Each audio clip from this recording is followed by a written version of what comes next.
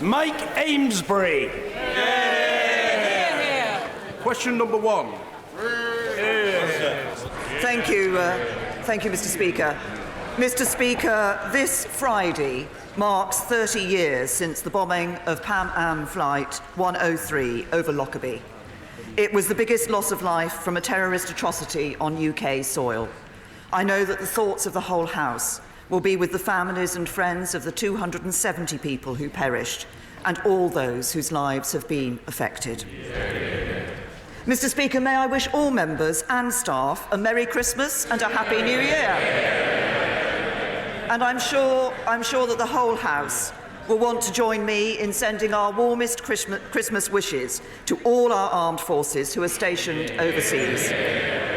I'm sure that I also speak on behalf of the whole House in sending Christmas wishes to all members of the emergency services and those who are Christmas.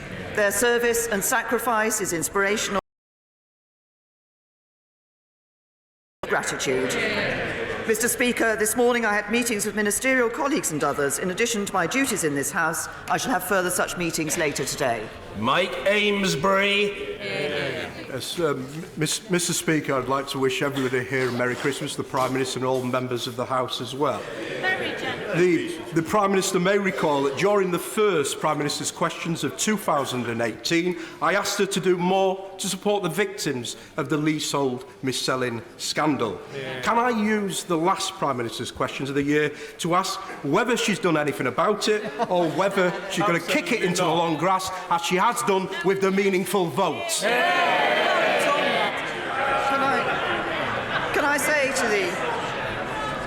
Can I say to the honourable gentleman that we have, in fact, been taking action in relation to leaseholds, because we want to make sure that the leasehold system is fair and transparent to the consumer, so their home truly feels like their own. In July, my right honourable friend, the Housing Secretary, announced that no new government funding scheme will be used to support the unjustified use of leasehold for new houses. And our technical consultation on how to improve the leasehold market for consumers is now closed.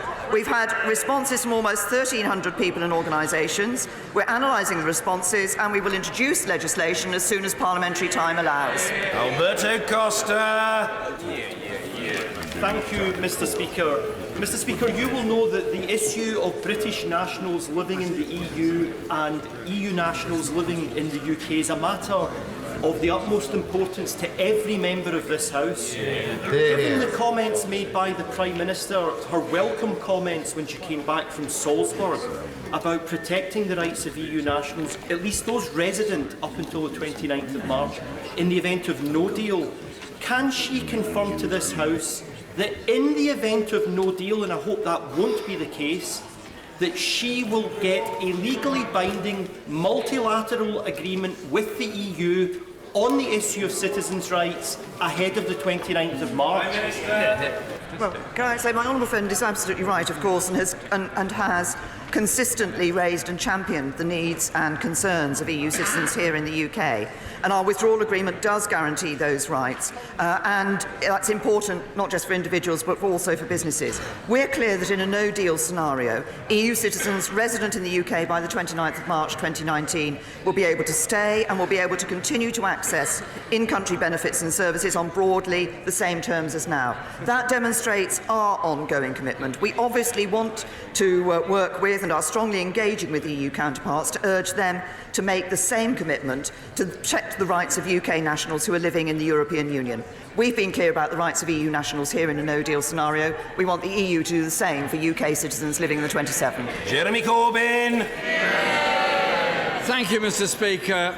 I join the Prime Minister in remembering the events at Lockerbie 30 years ago. I remember the silence that fell on this entire building when the news came out of what had happened at Lockerbie. And for the people of Lockerbie, the trauma lives on. And for the families of the victims, it also lives on. And we should remember them today. Mr. Speaker, can I also take this opportunity to wish you and all members of the House and everyone around our country a very happy Christmas, and particularly to those that have to work over Christmas and, of course, our armed services that will also be on duty over the Christmas period, and all the best for a peaceful and welcome 2019. Mr. Speaker, well... I've gained acquiescence.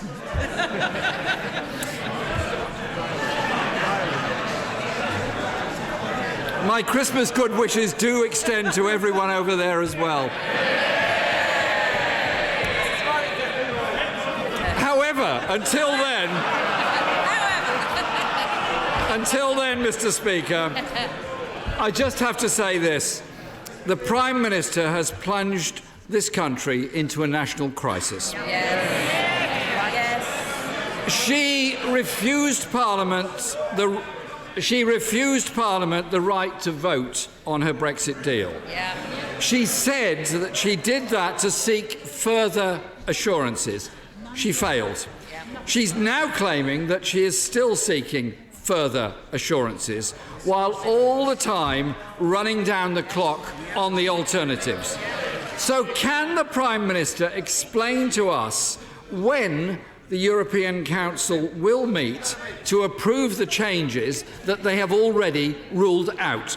Can I say to the right honourable gentleman, we are indeed still working with the European Union. We have discussions with the European Union to seek those assurances that this House wanted us to seek. Can I just correct the right honourable gentleman on one particular point? He referenced the issue of the meaningful vote. We will have that meaningful vote here in the House. I set out earlier this week, well, there's absolutely no point in members on the other side of the House shouting out when, because I set out in the statement on Monday when that will take place.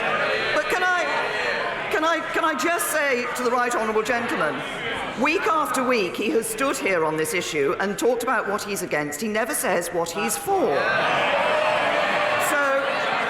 So if he wants to fulfil the will of the referendum, to support jobs, to end free movement, to do those trade deals, to avoid no deal, then he needs to vote for this deal. He can talk all he likes about a meaningful vote. All he gives us is a meaningless position. Mr. Speaker, we should have had the vote a week ago. The Prime Minister denied Parliament the opportunity to have that vote. And she's still unclear as to when it will actually take place. Mr. Speaker, there are no meetings of the European Union Council scheduled until the 21st of March. And the EU has been very clear. There are no more negotiations, clarifications or meetings. She will be bringing back the same deal she pulled last week. It's an intolerable situation, and she's simply playing for time. And on Monday, in a response to a question from the honourable member for Belfast North on the backstop, she said, "I'm seeking further political and legal assurances in relation to those issues which can be achieved in a number of ways." The Prime Minister must clearly set out now how will she achieve these legally binding assurances before the House is due to return on the 7th of January?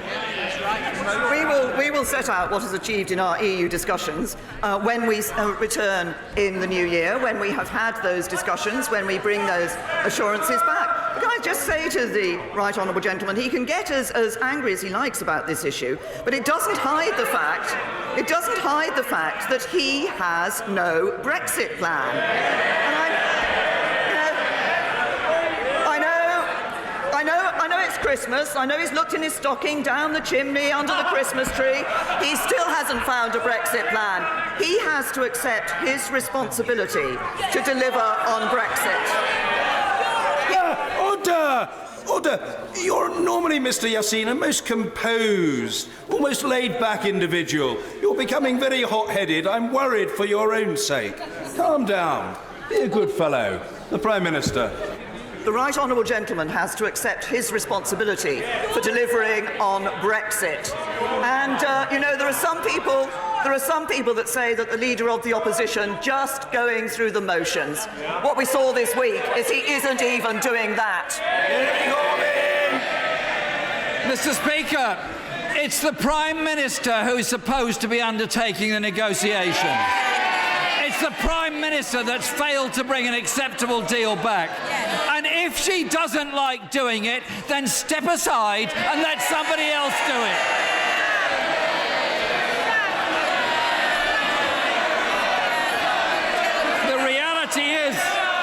The reality is, Mr. Speaker, that she is stalling for... Order. I made it clear that the Prime Minister must not be shouted down.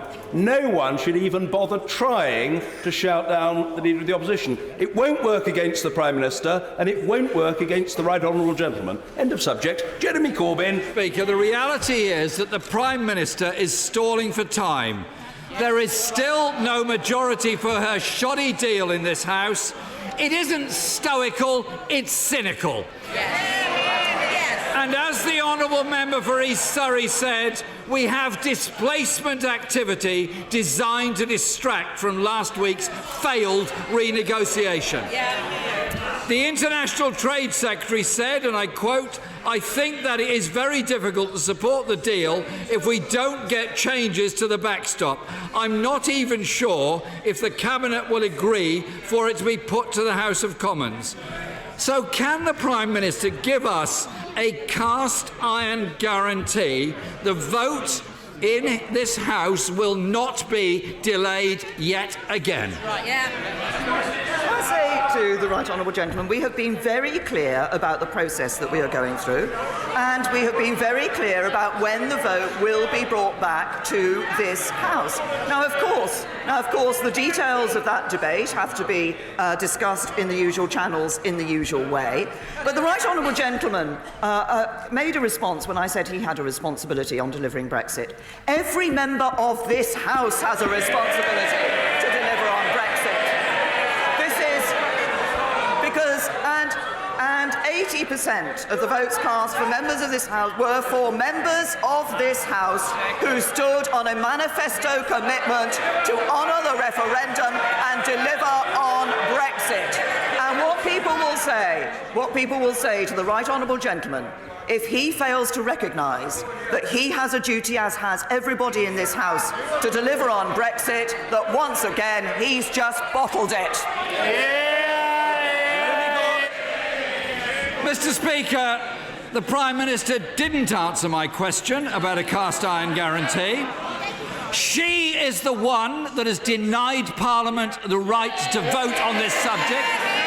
So please, no lectures to Parliament when it's the Prime Minister that's denying MPs the possibility of a vote on this. We should have had a vote a week ago. We should now be debating practical alternatives. She is behaving in a disgraceful way that is frankly an outrage. Mr. Speaker, no deal would be a disaster for our country, and no responsible government would ever allow it.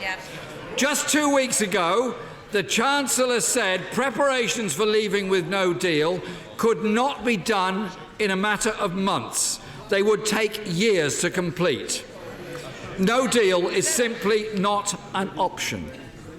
So why doesn't the Prime Minister stop the pretence and stop wasting £4 billion in a cynical attempt to drive her deeply damaging deal through this House?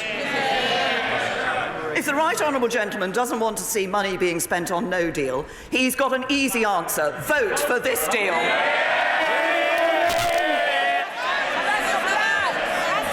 Mr. Speaker, what the Prime Minister is doing is a criminal waste of money. She is recklessly running down the...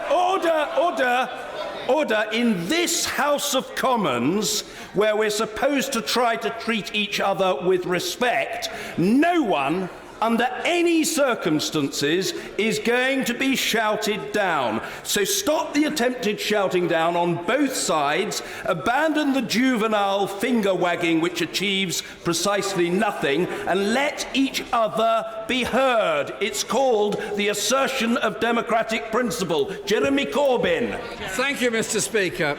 The Prime Minister is recklessly running down the clock, all in a shameful attempt to make her own bad deal look like the lesser of two evils. With rising crime, 20,000 fewer police on our streets, 100,000 vacancies in our National Health Service, and the worst performance for any November on record last month.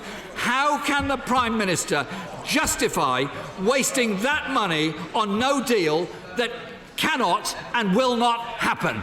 I say to the right honourable gentleman that until a deal has been ratified, it is the responsible position of government, and would be the responsible position of any government to put in place contingency arrangements for no deal. But I repeat to him, if he wants to ensure that we leave the European Union with a deal, then he has to put into practice what he's saying and actually vote for a deal.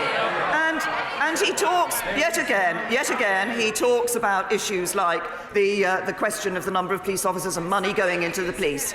We put extra money, they've made extra money available to the police this year. We made extra money available to the police, and what did the Labour Party do? They voted against it. Jeremy Corbyn! The Prime Minister should stop dithering and put it to the vote of the House. Let the House make a decision on it. Her friend, the Honourable Member for Totnes, is right, is she not, when she said that the threat of no deal, and I quote, is an absolute disgrace. The Prime Minister, Mr. Speaker, has thrown away 2 years on her botched negotiations. She's now recklessly wasting £4 billion of public money. She's holding Parliament and the country to ransom. She is irresponsibly risking jobs, investment and our industries. There have been no changes, so she must put her deal to the vote. Parliament must take back control. There is no majority in this House for no deal, Mr. Speaker. Isn't this just a deeply cynical manoeuvre from a failing and utterly reckless Prime Minister? To say to the right honourable gentleman, it's a bit rich him standing here and talking about dithering. Let's see what the Labour Party did this week. They said they would call a vote of no confidence. Then they said they wouldn't. Then he said he would. Then it wasn't effective. I know it's Christmas. Order! Members must not shout at the Prime Minister. Order! Calm yourselves. Try to get into the Christmas spirit. Or if you can't do that, at least listen to the Prime Minister. Thank you, Mr. Speaker. They said they'd put down a vote of no confidence. Then they said they wouldn't. Then they said they would. Then they did it, but it wasn't effective. I know it's the Christmas season and the pantomime season, but what do we see from the Labour front bench and the right honourable gentleman? He's going to put a confidence vote. Oh, yes, he is. Oh, no, he isn't. I've got some news for him. I've got some advice for the right honourable gentleman. Look behind you. They're not impressed, and neither's the country.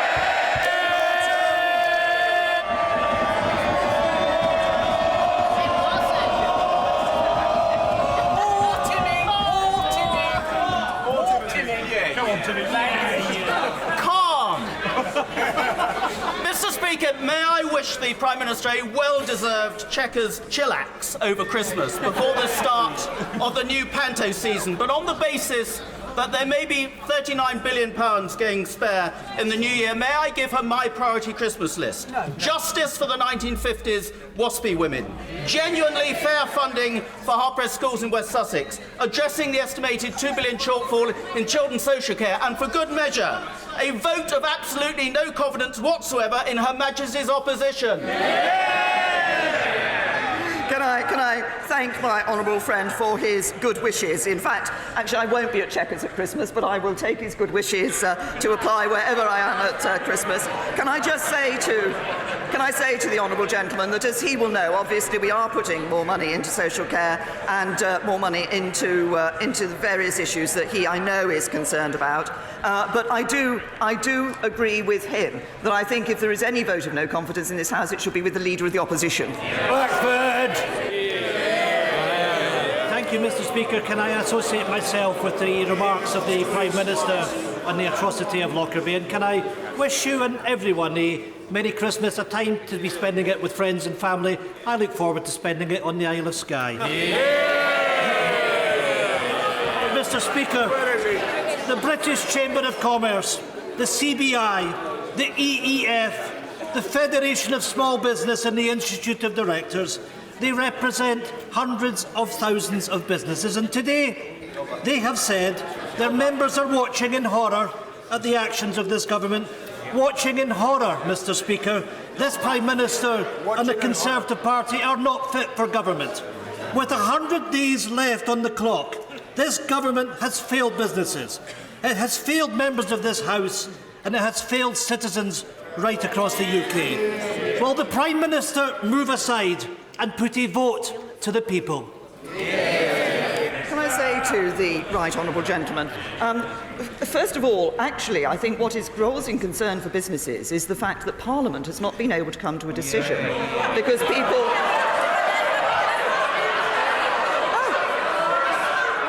And it's no good. It's no good, honourable members on the opposition benches and in his own party pointing across the chamber. They have a responsibility to deliver on Brexit for the British people as well, and it's high time they took that responsibility seriously. A deal that works for the UK, a deal that works for Scotland. That's what we're offering. It's supported by Tech UK, the Federation of Small Businesses, the Scottish Chambers of Commerce, the Scottish Whisky Association, the Scottish Fishermen's Association, Oil and Gas UK. They're supporting the deal. Why isn't he? Well, if the Prime Minister thinks the deal is worth putting to this House, why did she pull the vote? The SNP will not stand by and watch this Prime Minister wreck our economy and rob our citizens of their rights. Mr. Speaker, yesterday, alongside other opposition party leaders, the SNP tabled a motion of no confidence in this shambolic government. When the official opposition fails to step up, the real opposition to this Tory government will step in. The Prime Minister is now running scared and denying to give time to our motion for fear of the result. Prime Minister, are you so frightened of defeat that she will deny the Parliament another vote? Can I say to the right honourable gentleman, we've been clear that Parliament will have a vote, a meaningful vote on the deal. We have set out when that will be. But he talks about the questions of dealing with the Scottish economy. If he's concerned about the Scottish economy, why is it that the Scottish Government has taken measures that mean that people earning £27,000 or more in Scotland will be paying more tax than in the rest of the UK? That isn't good for the Scottish economy, and it isn't good for the people concerned. Andrew Bridgham! The Prime Minister was completely correct to castigate the party opposite for their deeply flawed plan to snatch shares in private companies. So will she join me in also condemning the South African Parliament, who are currently taking powers to seize land from their own citizens without compensation and solely based on the colour of their skin? Mr. Speaker, this is not only wrong, it is also risking putting another African country from a breadbasket into a basket case. Well, can I say to my honourable friend that I recognise the concern that he's expressed about this issue. It was an issue, the question of land reform was one which I raised with President Ramaphosa when I visited South Africa in August. We recognise the concern there is and the need there is for land reform. But President Ramaphosa has consistently stated that violent and illegal land seizures will not be tolerated, and he's also consistently said that the process should be orderly within South African laws and taking into consideration both the social and economic impact. We want to see a process that is fair and a process that, while it recognises the need to deliver on land reform, does that in a way that is fair to all South African citizens. Graham Morris! Thank you. It's only a few short months since the Prime Minister promised us an end to austerity. So why, at a time when demands on council resources in deprived areas like mine are increasing and indeed health inequalities are widening, does the Prime Minister believe that it's right to cut the public health budget for County Durham by £19 million and increase the public health budget in affluent Surrey by £14 million? Can I say to the honourable gentleman that obviously there are funding arrangements that apply across in terms of the decisions in relation to these sums of money. But he talks about disparities that occur. Of course, funding per dwelling for the local authority in Durham is more than it is in other areas. Like, it's more than it is in my Maidenhead constituency. So there are proper ways of looking at these issues. There are proper ways of looking at these issues and ensuring, as we are, by putting more money into our local authorities, that the money is there for local authorities to do the job that they need to do. Kevin Hollinrake. Thank you, Mr. Speaker. Senior managers at Lloyds and HBOS were convicted of a disgraceful fraud against their own business customers. Now there is compelling evidence of a cover-up at the highest level, including a recent admission of the disgraceful mistreatment of a whistleblower. And this week, the compensation scheme for victims was described by the QC, Jonathan Laidlaw, as partial to the bank's interests. Does my right honourable friend agree that the Chief Executive, Antonio Horta Osorio, should now consider his position, and also that the compensation scheme should be replaced by an independent process of arbitration? Well, can I first of all say to my honourable friend that this is an important issue he's raised, and I know he has consistently campaigned on this, and he's, I understand, raised this yesterday in a debate in Westminster Hall. The events, as he has said in his question, the events at HBOS Reading, at that branch, constituted criminal activity, and it's right that those responsible were brought to justice.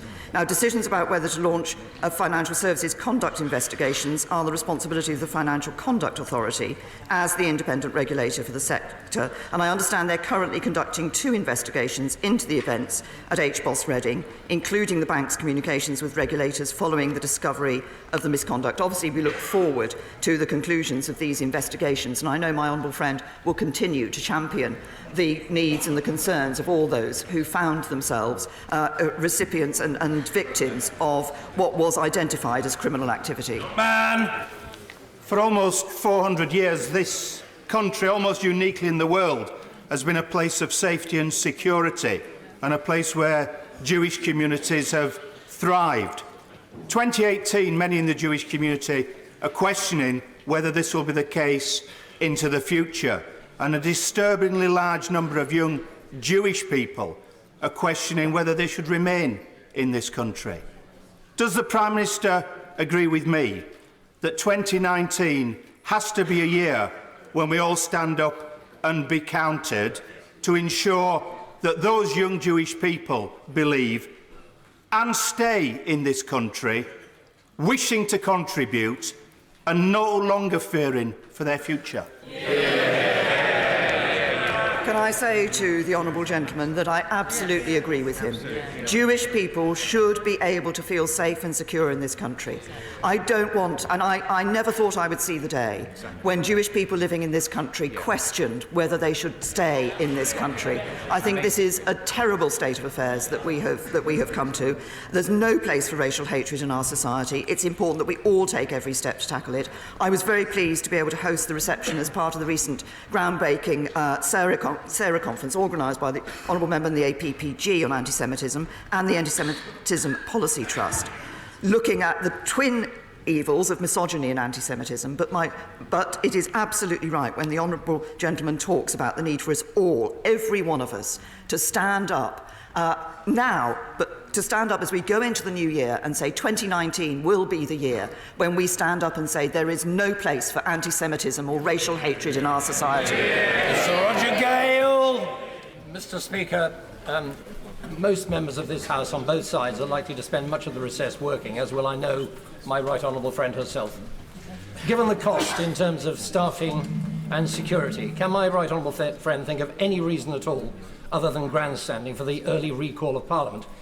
And will she, with our good wishes, continue her endeavours to seek a solution to what we all know is a very intractable problem? My honourable friend's absolutely right. I think it is important that we're able to conduct the discussions that we are taking place with the European Union, and we've been clear that we will bring that meaningful vote back to this House. I think we've set out the timing on which that will be done. But I would like to thank my honourable friend for pointing out that members of this House, when they leave this Parliament, when we go into recess, don't just go away. They actually go to their constituencies and they work in their constituencies and for their constituents. And that is something that is all too frequently forgotten by many. And I thank him for raising it and reminding us of it. Jonathan Reynolds. Mr. Speaker, homelessness in the UK is now a national emergency and a national disgrace. How can it be, in a country of our resources, our talents and our wealth, that this year 320,000 British people have been classed as being homeless?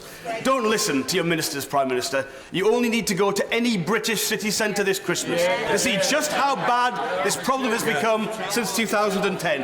Whatever the government thinks it's doing, it's not enough. So, Prime Minister, please, will you try and do better next year? To the honourable gentleman, first of all, I think in the way he put his question, he's confusing or putting together homelessness and rough sleeping. These are different issues, but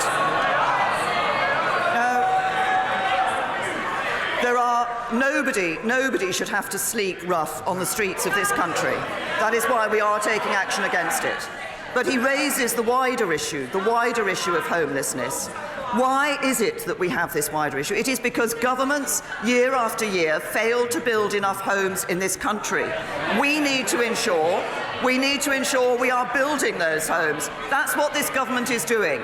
Last year, we saw the number of homes being built at the highest level for any but one of the last 31 years. And if he wants to ensure that there is a variety of housing available to people in this country, it is this government that has ensured that councils can borrow more to build more houses. And what did he and the Labour Party do? They voted against it. Thank you, Mr. Speaker. 12 young people die each week in this country from sudden cardiac arrest, and that figure could be reduced significantly by more availability of defibrillators. Would the Prime Minister therefore support my 10-minute rule bill, which is being presented to Parliament this afternoon, asking for mandatory installation of defibrillators in all schools, all leisure centres and all public buildings, so we can end this needless loss of life? My honourable friend is absolutely right to raise this issue, and we take it extremely seriously. And we're certainly committed to encouraging all schools to acquire defibrillators as part of their first aid equipment. And the Department for Education has been working with the NHS to make these life-saving devices more affordable. And they've also become easier to use in recent times. But I'd also like to pay tribute not only to my honourable friend for raising this issue, but to those many people up and down the country who are campaigning and raising funds to ensure that there are defibrillators in not just schools, but actually in other places, such as outside the hall in Hollyport, in my constituency, which was raised by people in that village, money raised by people in that village. We should commend them for what they're doing, and we will continue to work to ensure that defibrillators are available. The ONS excess winter mortality figures show that in our country, over the past 10 years, 313,000 people have died because of the cold. 50,000 died last winter, the highest number of winter casualties since 1976. It is a shameful indictment on our ability as a country to protect our most elderly and vulnerable residents. So can I ask the Prime Minister to say specifically what she's going to be doing this winter to prevent thousands of people from dying needlessly? There are many actions that the government is taking in relation to the wider issue that the honourable gentleman has raised about people saving lives over the winter, action that's being taken in the NHS and elsewhere. Of course, for people to be able to heat their homes and be able to have confidence that they can afford to heat their homes, it's important that we help those who find themselves stuck on tariffs that are not the right tariffs for them, that are higher than they should be. That's why our energy price cap is an important step in this. It will help 11 million households. On average, £76 a year will be saved, and for some £130. Gary Streeter. My right honourable friend will be aware that demand for special educational needs is increasing throughout the country and resources are thinly spread. Will she undertake in 2019 to make it an even higher priority for our government to provide generous support for these very special children? I thank my right honourable friend. He's absolutely right. The need to ensure that we are providing for children with special educational needs is very important. We're already seeing £6 billion this year going towards children with complex special educational needs. That is the highest level on record.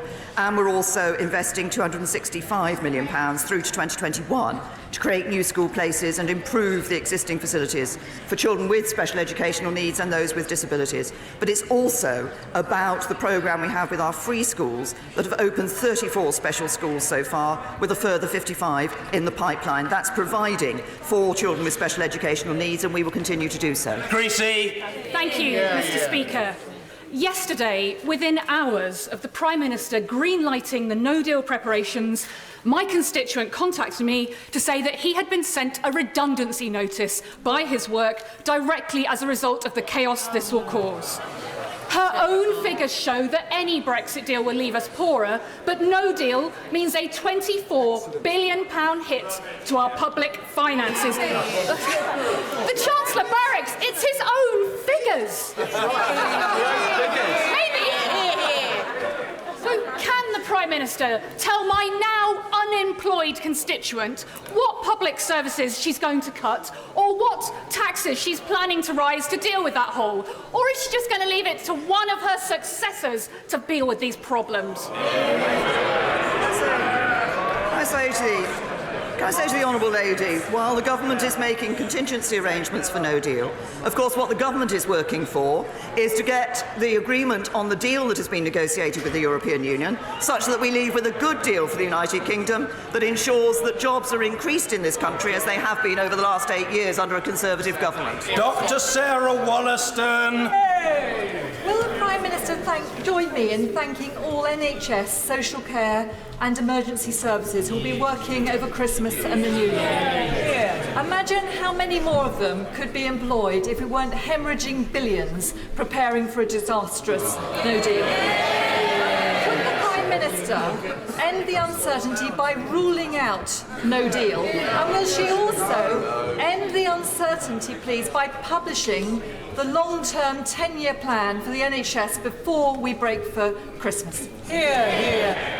Well, can I say to my honourable friend that she and indeed a number of others have raised this question of no deal and not wanting to have no deal. As I've said earlier in answer to questions, there is a simple way to ensure that we don't leave with no deal, and that is to back the deal. And see, Lucas. Thank you, Mr. Speaker.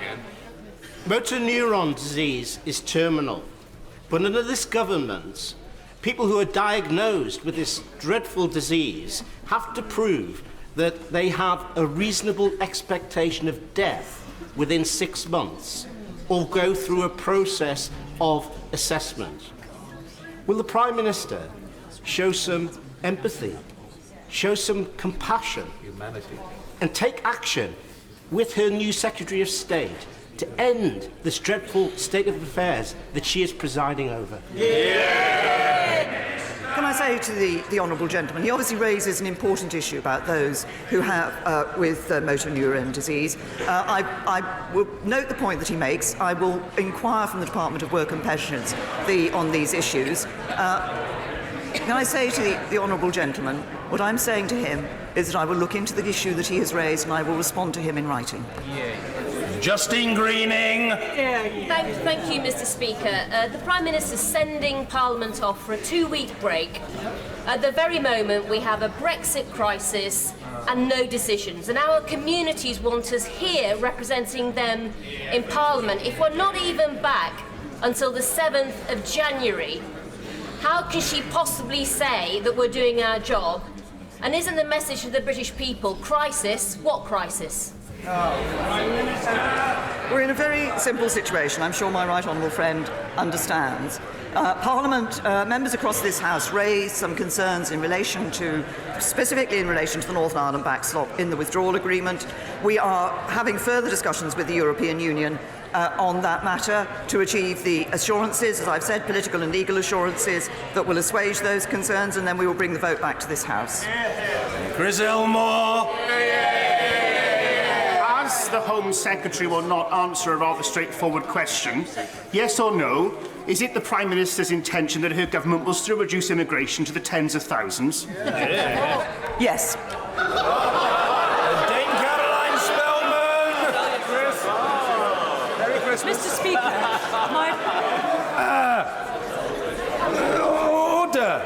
Order.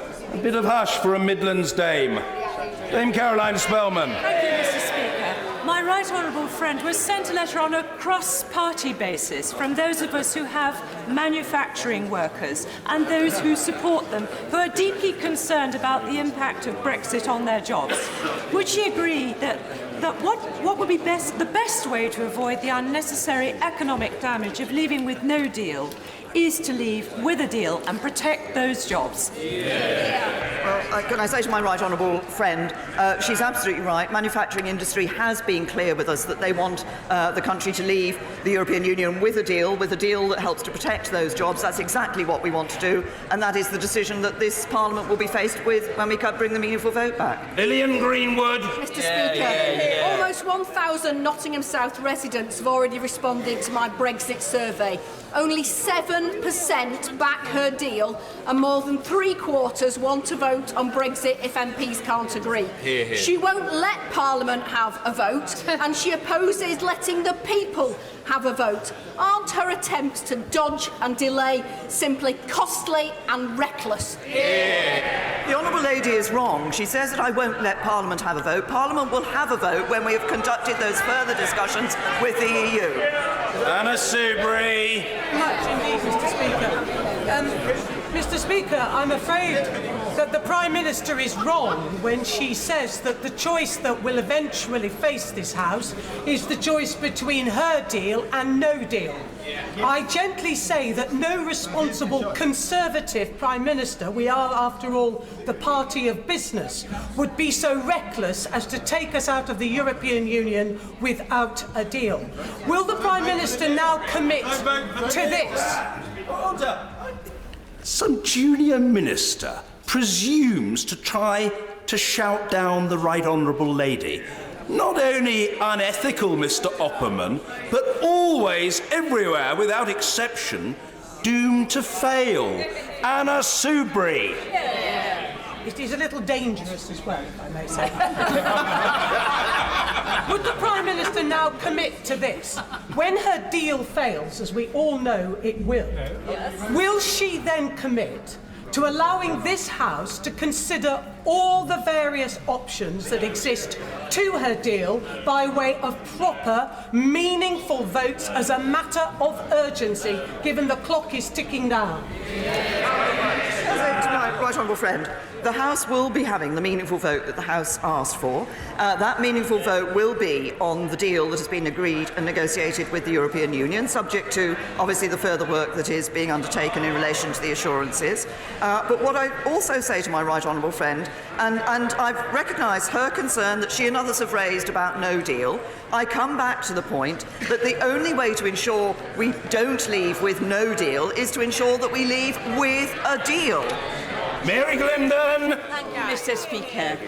Will the Prime Minister quickly intervene to overcome difficulties at the Home Office which are obstructing my constituent, Laura Smith, from accessing her vital medication, Dronabinol, and which may mean she will have to face unaffordable procurement costs plus hundreds for the drug itself? I say to the Honourable Lady, the Home Secretary is obviously on the bench and has heard the question. I will ask him to respond to her. Mr. Philip Davis. The Prime Minister originally said that if we left the EU without a deal, we wouldn't pay them any money. She's more recently said that if we leave without a deal, we would have to pay them some money. The Prime Minister must have taken some legal advice on this issue, as no British Prime Minister would commit billions of pounds of British taxpayers' money without finding out what our strict legal financial liability is. So, given that, can she set out exactly what that legal advice is on how much money we would have to give the EU if we left without a deal, upon which sections of the EU treaties those financial liabilities stem from, and how much she would give over to the EU if we were to leave without a deal. That is information that this House needs to know and the EU needs to know. I'm a generous man, Mr. Speaker. I'm a generous... Order! I'm not having the honourable gentleman shouted down. The honourable gentleman will complete his question. Mr. Philip Davis. I'm a reasonable and generous man, Mr. Speaker, so if the Prime Minister doesn't have that information to hand, then perhaps she would write to me after this session with the answers to those specific questions.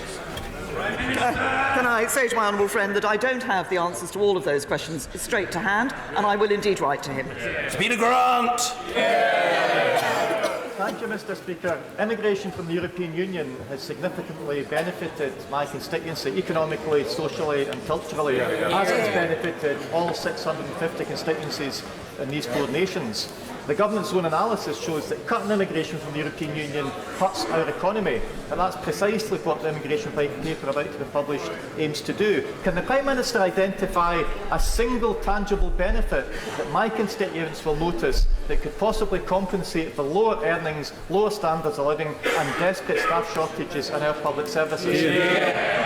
Can I suggest to the honourable gentleman that he looks actually at previous research that has been done by the Migration Advisory Committee, which shows that in certain economic circumstances and the numbers of people coming to the United Kingdom from the European Union and overall migration into the United Kingdom did have an effect on people here already resident in the United Kingdom and their ability to get into the jobs market. Paul Scully! Mr. Speaker, you helpfully circulated an update on the behaviour in this place. Now, this year, when we've been celebrating 100 years of women getting the vote, do you think it's appropriate language, can I ask my right honourable friend, to call people a stupid women in this chamber?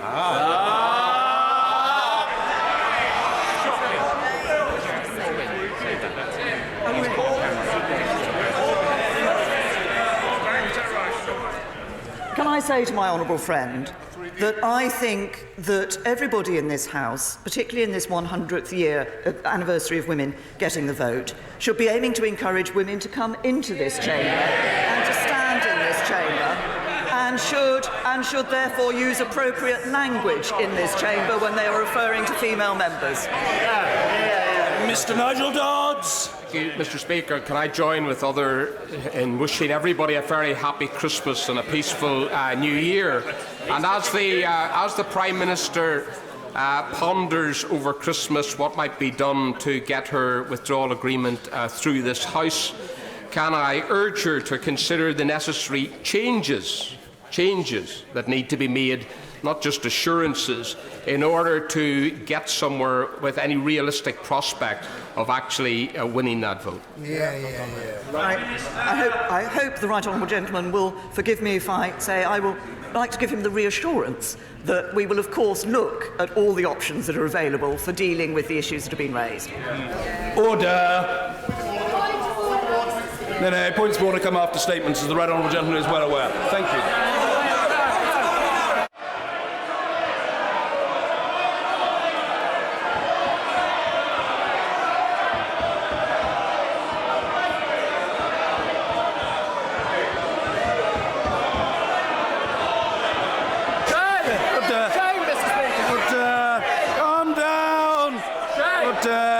Calm down. I don't need any advice from the honourable lady. Order. I understand that the point of order flows from the exchanges, and in those circumstances, as I've done on previous occasions, I will take the point of order from the order. No. I'm taking the point of order from the right honourable gentleman. I will be the judge of these matters. Point of order, Sir Patrick McLaughlin. Mr. Speaker, you may not have seen during the exchanges in Prime Minister's questions that when the Leader of the Opposition sat down, he muttered words which were quite clearly visible, accusing the Prime Minister of being a stupid woman.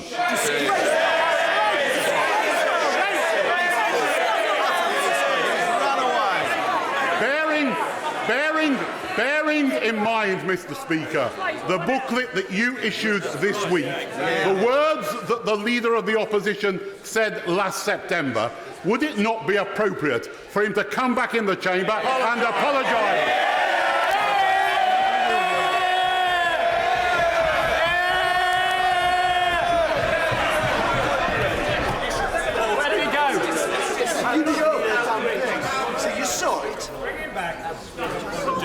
I'm pleased to respond to the right honourable gentleman's point of order. As he rightly surmised at the start of it, I saw no such thing. I am not making an allegation, and I am not denying or seeking to refute that of the right honourable gentleman. I cannot be expected to pronounce upon that which I did not see and which was not witnessed by my advisers and which I did not hear and which was not witnessed by my advisers. What order? I don't need any advice in how to respond to a point of order from the right honourable gentleman, which is what I'm doing. What I say in response, with all courtesy to the right honourable gentleman, who's perfectly entitled to have raised that point of order, is that it is incumbent upon all members of this House to operate in accordance with its best conventions and to follow the conventions and courtesies. If a member has failed to do so, that member has a responsibility to apologise. He is quite right to say that. What he cannot, and I'm sure does not expect me to do, is to pronounce a verdict in a circumstance which I did not witness, either in terms of seeing anything or of hearing anything, and neither did my advisers. And I will leave it there. And it's perfectly... Order. It is perfectly proper that the right honourable gentleman raise the matter. I have responded to it, and there can be no further to that point of order, because I have... There can be no further to that point of order on that matter, for the simple reason, as he acknowledges with his nod of assent, that he's raised it with me and I have responded to it. Point of order, Mr. Is it on an unrelated matter? No, I've already... All right. I'm not going to take lectures from members. I will take... It is normal convention in this place that when a matter has been addressed, again, part of the conventions and courtesies of this House, that people recognise that you don't have repeat points of order on exactly the...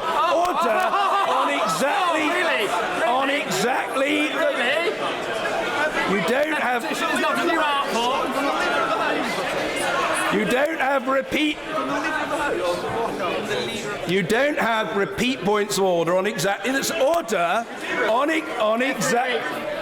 Every week we do. On exactly the same matter. I am perfectly prepared to take a point of order on the matter from the Leader of the House. We have heavy business today, some of which is government statements, and with which we will, in due course, preferably reasonably soon, need to proceed. But I will happily take the right honourable lady's point of order.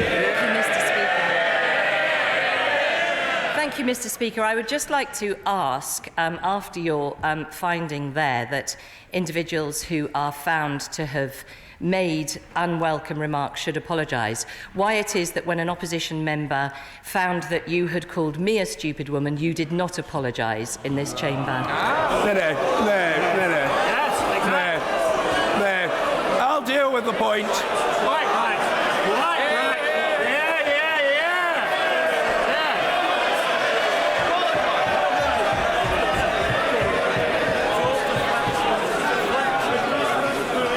I dealt with that matter months ago in remarks that I made to the House of Commons, to which the Right Honourable Lady in our various meetings since has made no reference, and which requires from the Chair today no elaboration whatsoever. She's asked the question. I dealt with it months ago. I've reiterated the rationale for the way in which I responded. The matter has been treated of, and I am leaving it there.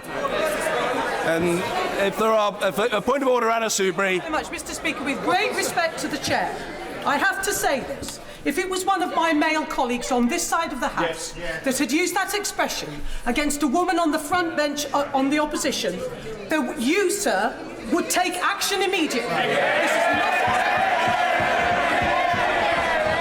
Please, would Could you deal with it, as you often do, Mr. Speaker, in a fair way, but also from the point of view of women in this House who are fed up over decades of being abused by men? Very happy.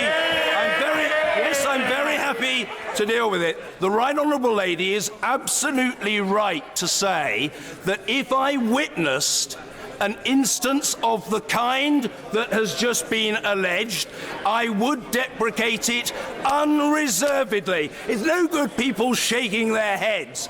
I received assent to the proposition, which I think would command widespread assent, simply and logically, that I cannot be expected to deprecate the behaviour of an individual which I did not witness.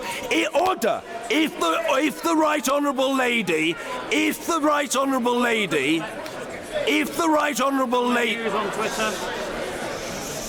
the Right Honourable Lady is asking me whether I deprecate without reservation the use of such language, yes, obviously, absolutely I do, without any hesitation. But I cannot be expected to pronounce judgment in a particular case on a given individual when I wasn't privy to the circumstances. But if she's asking me, is that language unacceptable? It is. No, she's... Very well. Point of order, Anna Seabury. If I and other colleagues, who I can see the phones, clearly the evidence exists. If we bring it to you within the next, 2 minutes, would you then, Mr. Speaker, take action? Because again, I make the point, if it was a male on this side, I think you would against a woman on the other side. The answer is that it forgive me, but it is incumbent upon a member who has erred, who has used inappropriate language and behaved improperly, to come to the House, It is incumbent upon that person, to recognise the misconduct and to apologise for it. If members produce what they regard as evidence, of course it is order. If members produce what they regard as evidence, it is order. If members produce what they... I'm in the middle of... No, what I say to the honourable gentleman, the member for Braintree, is please have the courtesy to allow me to respond to the Right Honourable Lady's point of order. If evidence is produced, it will be considered, and I will take professional advice, as fair-minded people would expect me to do. Point of order, Vicky Ford. Mr. Speaker, could you confirm that it is not acceptable parliamentary language to call a woman a stupid woman in this House? And as regards the point of order from the Leader of the House, may I add the words, me too? The answer is, I've already made the response to that point perfectly clear. So, forgive me, I treat the Honourable Lady with courtesy and respect, and she's perfectly entitled to raise a point of order. But of that point, I have already treated. Point of order, James Cleverly. In the leaflet you distributed, you make the point, very rightly, that we are all honourable members. Our word is therefore evidence. I saw it, sir. I saw him say it. Yes,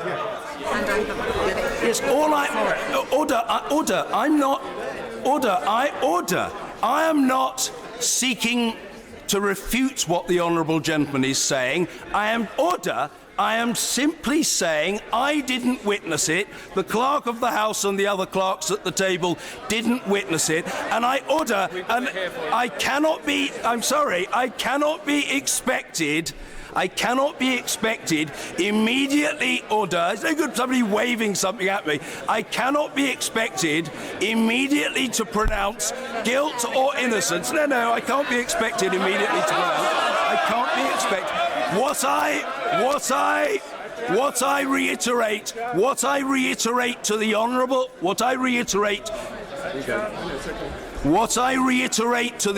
order, I'll deal with it in a moment. What I reiterate to the honourable gentleman is that members are responsible for their own conduct and should apologise if they have committed a misdemeanour. It's no good a member standing by the chair and trying to show me something. I would say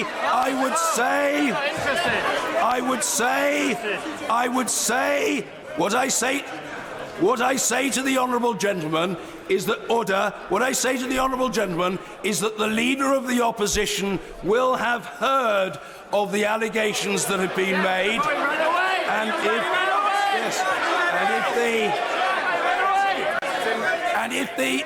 he will have heard the allegations,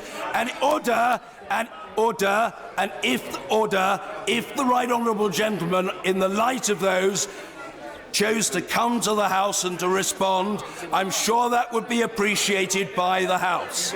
I'm sure it would be appreciated by the House. Point of order, Dame Margaret Beckett. Thank you, Mr. Speaker. I understand the observations made by the Right Honourable Lady opposite, and I hope I bow to no one in my wish to see the courtesies of this House observed. But do you believe that it is in order for what appears to be becoming almost an orchestrated riot to take place?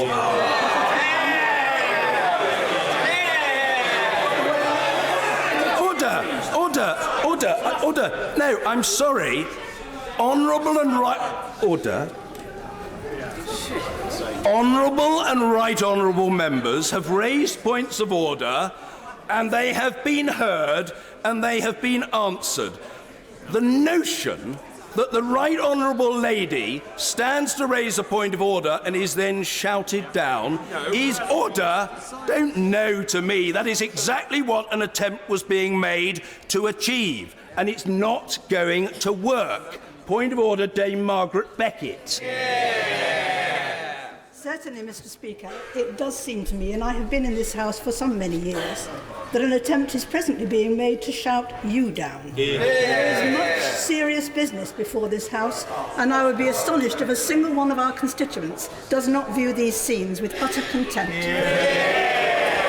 Well, I thank the right honourable lady for what she has said. Yes, of course, I'll come to the other members. Point of order, Dr. Caroline Johnson. Thank you, Mr. Speaker. It's clear that this has raised some significant upset certainly on our side, and I suspect in some of the women and us. I said the issue of the Leader of the Opposition being alleged to have called someone a stupid woman, our Prime Minister of our country, a stupid woman, has clearly caused high feeling. It is also clear that many honourable and right honourable members have evidence to show you, and I'm really grateful that you're willing to look at that and then to take the advice that you need before coming back to the House. Can I ask within what time frame you expect to be able to do so? Yes, that's order. Order, that's a very reasonable point of order, and the answer is, I reiterate that I am happy to look at that evidence, if that evidence exists. Order, I don't need the honourable gentleman to chunter. I don't need the intervention of the honourable gentleman, which doesn't advance matters. What I say to the honourable lady with courtesy is that I've heard a point of order, I am willing to consider that evidence, and I would come back on the matter as advised by the clerk after the 2 statements to the House. That seems perfectly reasonable. We have 2 statements to follow.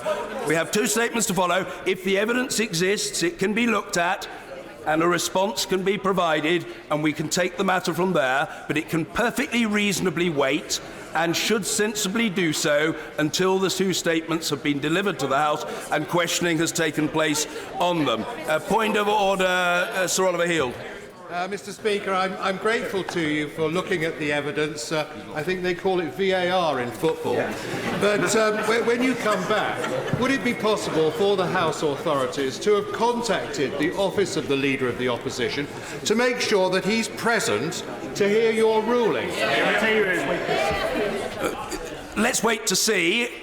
If I have a ruling, it would be a great courtesy if the Leader of the Opposition were here, and I very much hope that he will be. And I note what the right honourable gentleman has said. Point of order, sir. Point of order, Dr. Stella Creasy. Thank you, Mr. Speaker. Calling anybody a stupid woman is not acceptable. Can I endorse the words of my honourable colleague opposite that also what is important if we want to encourage a wide range of people to get involved in politics, that we have cool heads, accessible processes and an honest way of proceeding, and that right now the most important thing for this House is to be able to go away, look at the evidence and get on with doing our job. So, Mr Speaker, please can you tell us how do we move on to the next bit of business? The answer is, order. I don't need the honourable gentleman continually ranting. It's order. Don't argue the toss with me, Mr Hoare. I will call the points of order when I'm... Order! I'll call them when I'm ready. What I say to the honourable lady is that the best way in which to proceed is to move to the statements, and I will treat of further points of order in the circumstances. Don't forget, I was not aware of this alleged evidence, and it has been brought to light by points of order. But the sooner the points of order come to an end, the sooner we can proceed with the next business of the House of Commons. A point of order, I will come to the honourable gentleman. Point of order, Mr Simon Hoare. Thank you, Mr Speaker. Mr Speaker, you've used the word perfectly properly, evidence, on a number of occasions. Certainly, I think a number of us will have seen on a variety of Twitter feeds clips which anybody who has a basic lip-reading skill will understand what the Labour leader had to say about my right honourable friend, the Prime Minister. Sir, will you undertake to take into evidence things which people have tweeted out to show that, and No, I've got the point. Yeah. Come on, quickly. And indeed to take the footage taken by the officials of this place in terms of television. I don't honestly think that added much, frankly. I think the commitment was pretty clear. But yes, I'm very happy to provide the honourable gentleman the assurance that he seeks. Point of order, Mr David Morris. Mr Speaker, I've got the utmost respect for your position and the Chair. If you look at what's been put forward in evidence and you come back with a judgment, would you please call the honourable gentleman back to the chamber so that we can hear the full evidence of what's been put forward? I think I rather indicated that I expected that to happen. So if the honourable gentleman seeks the assurance that I would expect the Leader of the Opposition to be here, the answer is yes. And I'm saving the right honourable gentleman up. It'd be a pity to squander him. Point of order, Bob Seeley. Thank you very much indeed, sir. When you have seen the video replay, and thank God for video replays, and you decide to come back to the House, sir, do you have the power to call the Leader of the Opposition back to make sure that he is here to face us? The short answer to the honourable gentleman is that technically I do not have that power, but I think it reasonable to suppose in the circumstances that the Leader of the Opposition would return to the chamber. I think that is an entirely reasonable assumption. It's not for me to get into that until the evidence has been assessed, but it is reasonable to suppose that the right honourable gentleman would return to the chamber. A point of order, Mr Mark Francois. Thank you, Mr Speaker. For the avoidance of doubt, I'm not taking part in an orchestrated riot, but I would like politely to ask a question. I think my right honourable friend was quite right. In these circumstances, you should consult the video referee. And I think you will find that the video evidence is overwhelming. Earlier, the honourable member for Bassett Law made a very powerful point at Prime Minister's questions about anti-Semitism. And there was a great hear around the chamber. And none of us, on any side of this House, would countenance an anti-Semitic statement, particularly made at the dispatch box of the Commons. If we're not going to have anti-Semitic statements, Mr Speaker, we cannot have misogynistic statements either. I agree with the right honourable gentleman 100%. I agree with him for the avoidance of doubt and benefiting by repetition 100%. If we have concluded the points of order, of which it's pretty clear I have attempted to treat in detail, we come now to the first of the two ministerial statements. Statement the Secretary of State for the Home Department, Secretary Sajid Javid.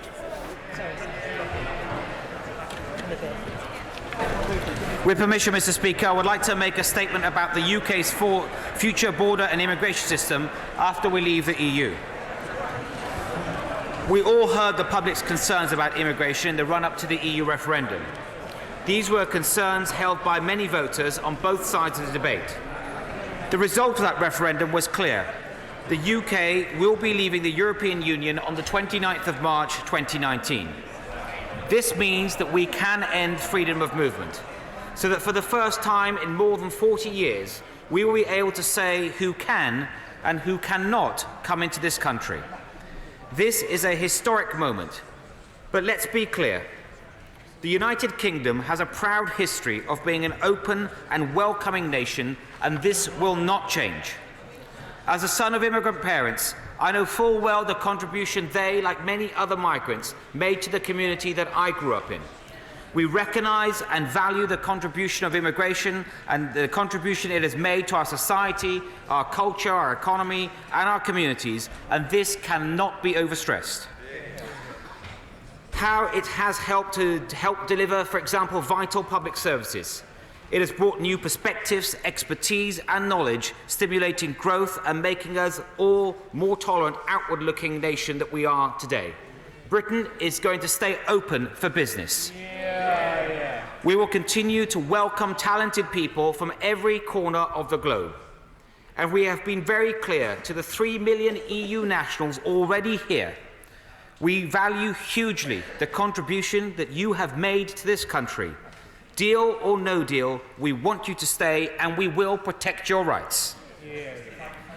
The future system is about making sure immigration works in the best interests of the UK. We are absolutely not closing our doors. We are simply making sure that we have control over who comes through them. Ensuring, as we committed to do in our manifesto, that we are able to bring annual net migration down to more sustainable levels. Today, Mr. Speaker, we published a white paper setting out the government's proposals for doing this through a single, skills-based immigration system that will seize the unique opportunities enabled by the end of free movement. Copies are available for honourable and right honourable members in the vote office. I would like to highlight the key proposals and principles within it to the House. Firstly, free movement will come to an end. Tomorrow, we will introduce the Immigration and Social Security Coordination EU Withdrawal Bill to implement this. It will make EEA and Swiss nationals and their family members subject to UK immigration control, and it will protect the status of Irish nationals. This means that in the future, everyone other than British and Irish citizens will need to get UK permission before they can come here. Secondly, it will be a single immigration system for all nationalities. The existing automatic preference for EU citizens will end. This approach will give everyone the same chance, regardless where they are from, levelling the playing field to welcome the most talented people from anywhere in the world. And thirdly, it will be a skills-based system, giving priority to those with the skills that we need. We are taking this approach to ensure that we can attract the brightest and the best people to the UK, those who will help our economy flourish. This follows advice that is being commissioned by the government from the Independent Migration Advisory Committee on the impact of European migration on the UK economy and society. We believe this is a fair and it will help drive up wages and productivity across our economy. Following these three principles, we are acting to make the future immigration system work. For those coming to our country, for businesses, for our public services, and for the UK as a whole. Our approach will maintain protections for British workers while cutting bureaucracy. And fundamental to this will be a new route for skilled workers to ensure that employers can access the talent that they need to compete on the world stage. There will be no cap on numbers and no requirement for the highest skilled workers to undertake a resident labour market test, and there will be a minimum salary threshold. We are also creating a time-limited, short-term workers route to ensure businesses have the staff that they need to fill the jobs as they adapt to a new immigration system. We will ask the MAC to keep this scheme under review so that it ensures a smooth transition. This route will be open to seasonal and low-skilled workers, along with high-skilled workers who need to come to the UK for longer than the current business visitor visa rules allow. Those who arrive under this scheme will have no rights to access public funds, settle, or to bring dependents. The White Paper sets out our initial proposals to allow these short-term workers to come to the UK for 12 months at a time, followed by a year-long cooling-off period to prevent long-term working. And we will be engaging extensively with businesses and with stakeholders on the length of the stay and the cooling-off period to make sure that we get this right. These proposals will give protection to British workers, but we have recognised that immigration alone cannot be the solution, so we will continue as a government working in partnership with business to invest in and improve the productivity and skills of the UK workforce. Mr. Speaker, our world-class universities will also benefit from the proposed new system. There will be no limits on the number of international students who will come to and continue to encourage them to come and study here. And we will make it easier for graduates to stay and to work. This will widen the talent pool for businesses and boost economic growth. Our plans are about opening Britain up for business rather than creating new red tape. So the future immigration system will be quick and easy to use. We will introduce a streamlined application process for those that are visiting or coming to work or coming to study, and this will use the very latest technology. This will improve the experience visitors and travellers have when they are crossing the border. We will also make it possible for more people to use e-gates. At the same time, we will improve security at the border by introducing an electronic travel authorisation scheme and phasing out the use of insecure national identity cards. We are proposing a single skills-based immigration system that will be fit for the future, one that is flexible to accommodate the trade deals that we agree with the EU and with other countries. It will operate from 2021 and will be phased in to give individuals, businesses and the government the time that is needed to adapt. This means that individuals do not need to make immediate changes and businesses do not need to rush through plans based on guesswork about the future system. Mr. Speaker, the Immigration White Paper outlines the proposals for the biggest change to our immigration system in a generation. However, it is important to note that it is not the final word. Rather, it is a starting point of a national conversation on a future immigration system. And I'm pleased to announce that the government will be launching a year-long programme of engagement across the UK to ensure that a wide range of views are heard. And I'm confident that all the measures that have been outlined today will ensure that the UK continues to flourish outside the EU, that the future immigration system is geared towards controlling who can come here and for what purpose, reducing net migration while ensuring the brightest and the best can work and study here, that it will boost our economy and it will benefit the British people. We are building a fair and sustainable immigration system that answers the concerns people have rightly had about free movement, an immigration system that is designed in Britain, made in Britain and serves our national interest. I commend this statement to the House. Diane Abbott.